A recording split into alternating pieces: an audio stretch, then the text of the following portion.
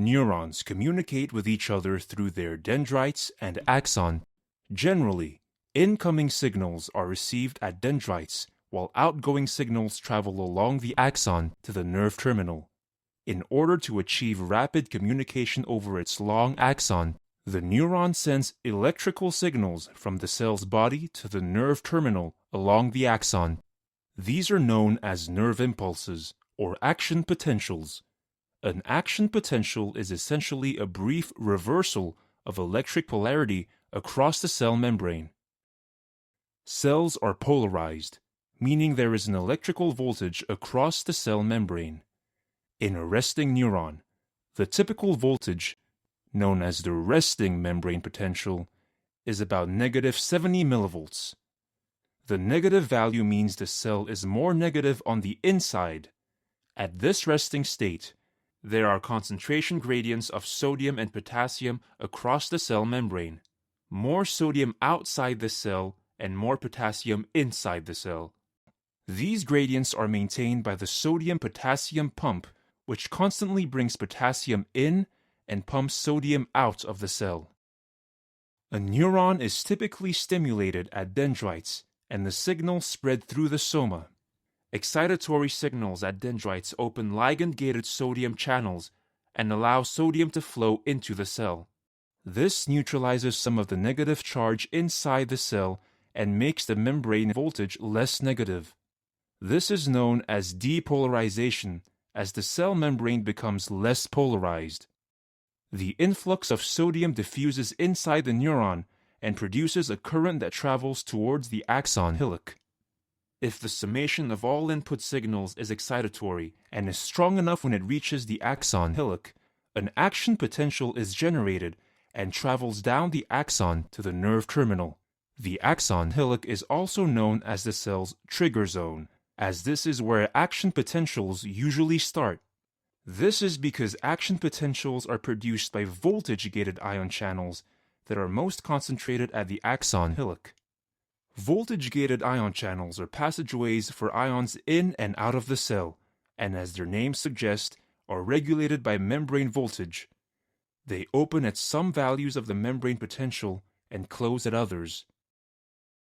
For an action potential to be generated, the signal must be strong enough to bring the membrane voltage to a critical value called the threshold, typically about -55 millivolts. This is the minimum required to open voltage-gated ion channels. At threshold, sodium channels open quickly. Potassium channels also open, but do so more slowly. The initial effect is therefore due to sodium influx. As sodium ions rush into the cell, the inside of the cell becomes more positive, and this further depolarizes the cell membrane. The increasing voltage in turn causes even more sodium channels to open. This positive feedback continues until all the sodium channels are open and corresponds to the rising phase of the action potential. Note that the polarity across the cell membrane is now reversed. As the action potential nears its peak, sodium channels begin to close. By this time, the slow potassium channels are fully open. Potassium ions rush out of the cell, and the voltage quickly returns to its original resting value.